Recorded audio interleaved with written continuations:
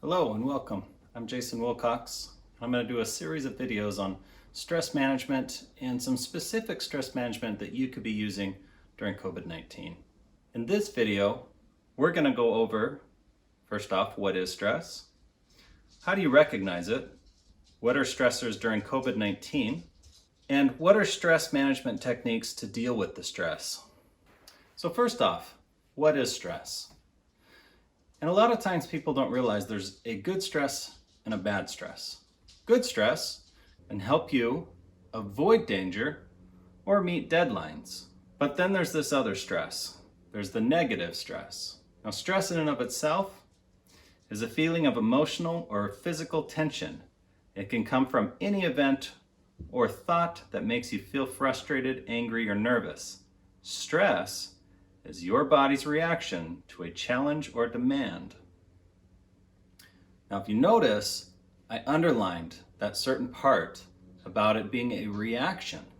The reason why we underline this part is the fact that this reaction is something internal. It comes from the body. And what that means is there's a lot you might be able to do about it, which is stress management. We're going to be talking about throughout the day. There's things that are within your control to be able to bring the stress down. Now, the second part that we're going to be looking at during this video is how do you experience stress? There's 4 different areas that we look at when experiencing stress. The first one being the body, our behaviors, our mind, and our emotions. So body can look like a lot of different things. We might feel things like fatigue, we might have headaches, possibly tight muscles. You might have skin irritations, constricted breathing. It's what the body is showing that you have stress. So behaviors can look like a lot of different things, but it's what we start exhibiting when we feel stress. So for example, my wife and I were completely polar opposites in this area. When she starts feeling stress, she goes to the food. When I start feeling stress, I don't feel like eating and I don't eat at all. And we're all different in this way. And this is going to be key when you're identifying the stress indicators for you, is what are the things that you notice when you have stress? What are the things telling you your stress is too high? So other things you might experience with behavior, so substance use, accident prone, feeling like you're clumsy, having a difficult time to process things. You might have insomnia, or even oversleeping. So our mind is another interesting part about stress.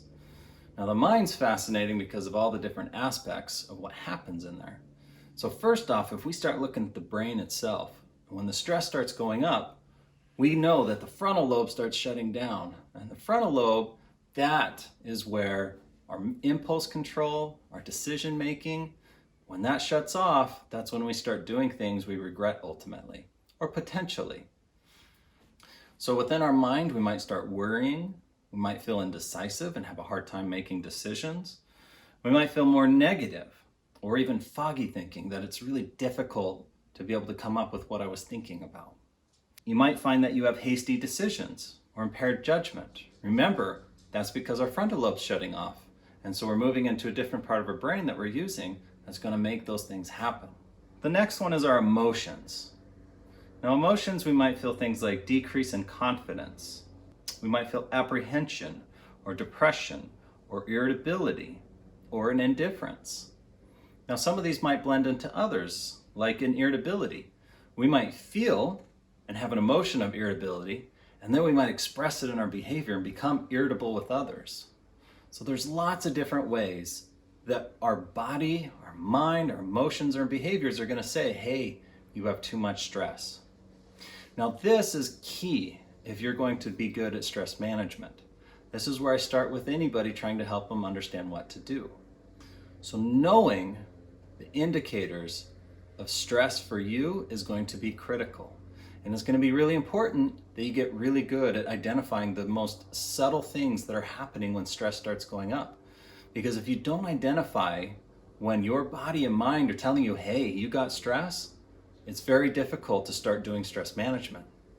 It's important to note that when you identify these things, then you get to act. So that's first before anything else, is, can you identify the stress indicators for your body, your mind, your emotions, your behaviors? It's a good idea to make sure that you take time to sit down and write out a list. What are your indicators? See if you can really identify the things that you notice when you're under stress.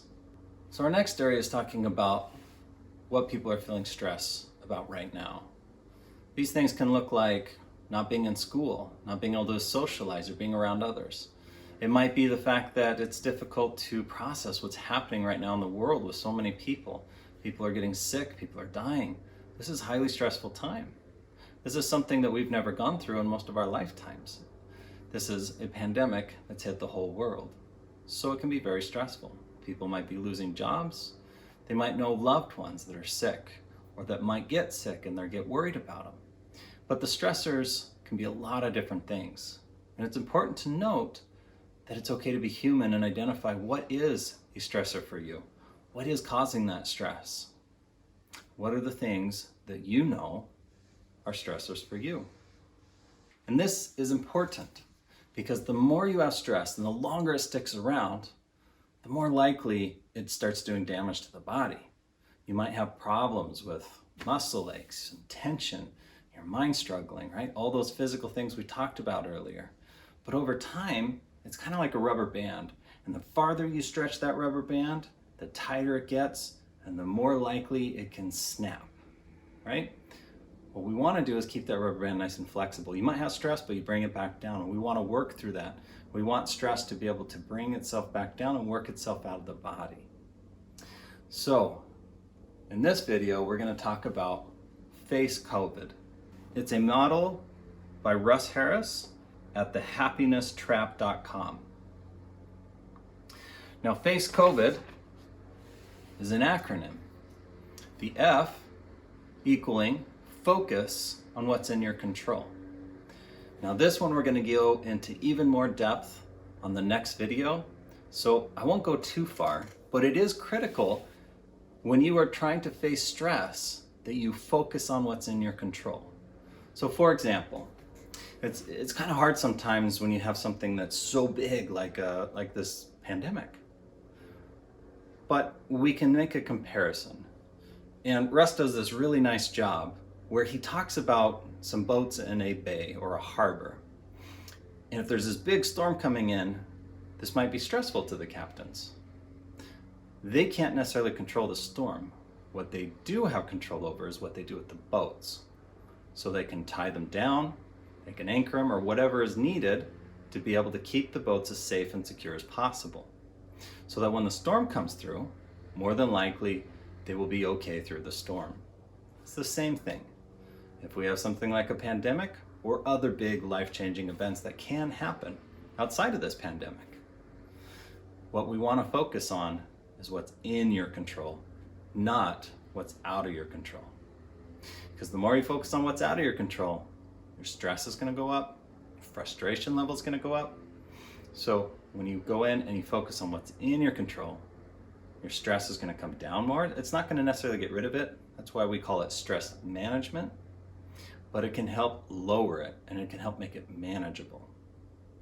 So first one, and critical one, focus on what's in your control.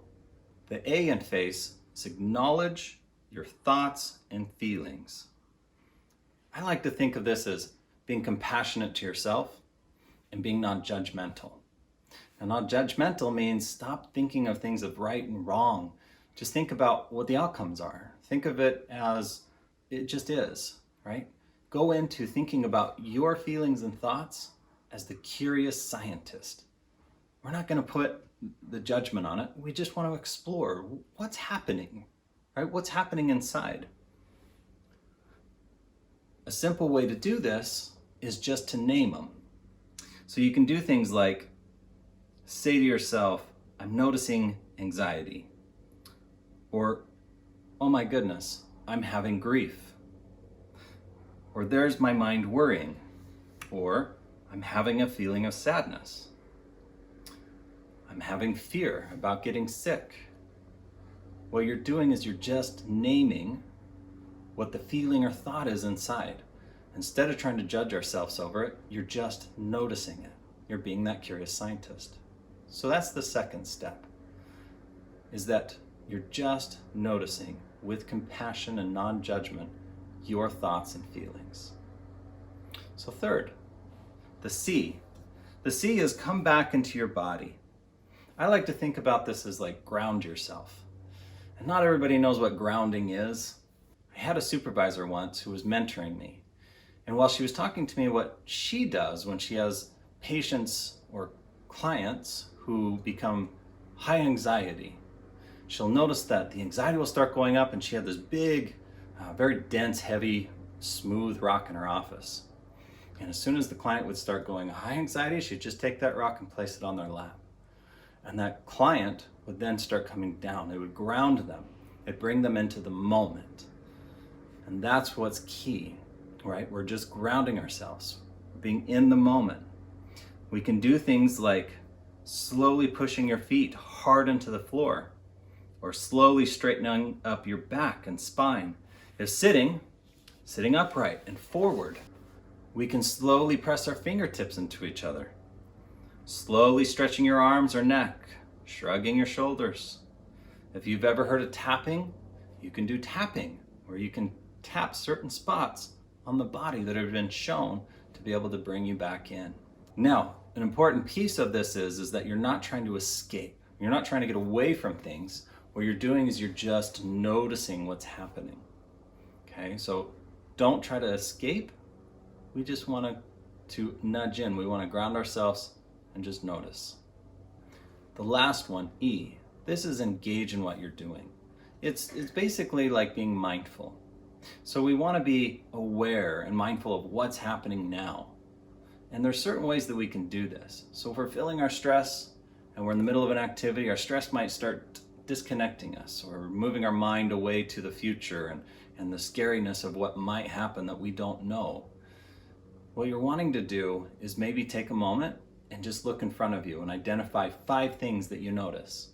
Or you can take a moment and see what 3 or 4 things you can hear, or what you can smell or taste. Notice what you're doing, what your body's doing. Notice just the heart rhythm or your breath. As you bring yourself back to attention, then you're going to move that attention into the activity at hand. So whatever you're working on, whatever you're doing, you're going to bring that attention back into that activity in front of you. So that's the 4 main ones that we're talking about when we talk about face. So it's focus on what's in your control, acknowledge your thoughts and feelings, come back into your body, and engage what you're doing. The second part, which is COVID. Now, C in COVID stands for committed action. Committed action is looking at what is most important to you. What is it that you want others to remember about you during this? Your kids, your family members, your friends. What do you want them to remember about you? This is going to be key, is identifying the things that are most important and commit to those actions. So you're really looking at what is it that you want to do? What is it that you want to accomplish? What is it that you want to be remembered by during this time of a pandemic? Commit to those things. Take action on them. Second one, the O. O stands for opening up. Opening up is talking about making space for the difficult feelings. We're all human, they're going to happen. So this is humanizing us, allowing us to just be human. We're going to have the emotions, we're going to have the difficult feelings. Be open to them. Allow them to be what they are without judging them. We're wanting to do this with self-kindness, which is key in stress management.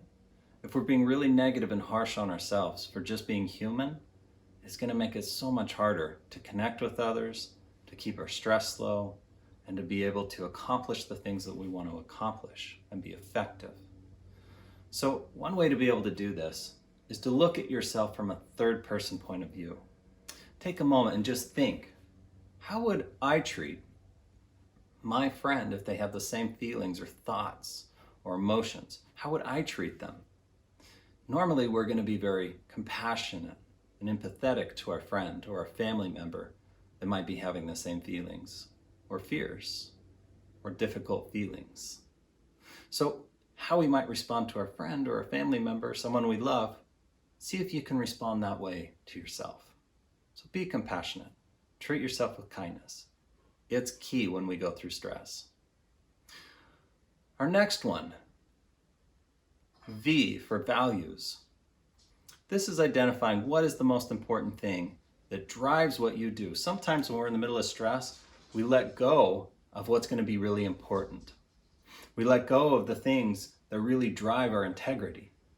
So you might want to take a moment, look online, look up a list of values, pull them up, go through them, see if you can identify the top 5 or 10 values that drive your behaviors. Look at those values. Let them be the guidepost as you make the decisions you make during this difficult time. Let your values drive your behavior, not the fear, the anxiety, or the stress create reaction. Next one is identify resources. So sometimes we get narrow focused when we're under stress and we forget all the things that we have around us that can help. So sometimes when we sit down, maybe make a list of all the things that you have. What are the resources? If you need physical help or medical help, who do you contact? Write it down. If you need any mental health help, where do you go for that? Where are your resources for food, for family, for connection? How do you connect? Identify all these things so that you know you have a plethora, a lot of different ways to get resources that you need. Because if you feel like they're limited, stress is going to go even higher. We want to be able to identify what's around us. What can we tap into? The last one is one that we've heard many times on the news. This is the D. This is where we disinfect and distance from others. Of course, we know this one, but it's really important that we take this to heart. The distance is important, that we keep away so that the germs don't spread very easily. The disinfect. Oftentimes we don't realize how much bacteria can grow on our surfaces of our skin, our hands, our face. And the thing is, as soon as the germs get in through the eyes, the nose, and the mouth, they're in the body. So what we're wanting to do is keep things clean. I remember there's a really neat article online about a teacher, and it's great if you ever look it up. She was really wise. She took her students and she took slices of bread and she took one and put it into a Ziploc baggie that had never been touched. She took another and had the kids touch it with hands that had never been washed or sanitized. So they touched it and put it in the bag. Then they took one where they used hand sanitizer, touched the bread, and then put it in the bag. And the last one, they washed their hands with soap and water, took the bread and put it in the bag. It was quite interesting what she had show up afterwards. The one that had never been touched looked great after a certain amount of time. The one that got touched with dirty hands, it was caked in mold. The ones that they used hand sanitizer had a little bit of mold growing on it because hand sanitizer doesn't kill all germs. The ones where they washed their hands with soap and water, the bread looked just the same as the one that had never been touched. They killed the germs before touching the bread. Again, there's lots of things that get on our hands. So make sure we disinfect things around us, wash our hands with soap and water, keep things clean, and keep social distancing. Okay, so that is what we're looking at. All of those steps, as we apply them when we feel stress, can help bring us down, help us focus on what's important, and help us to make decisions that are going to be what really matter during this difficult time. Hopefully that's helpful in identifying what is stress, what are indicators, which is going to be key in doing stress management, identifying that you aren't alone. We're all going through this and we all have stressors that are common. And lastly, identifying the face COVID steps that you can use today to start reducing stress. Thank you. Appreciate your time, and I look forward to sharing the next video with you.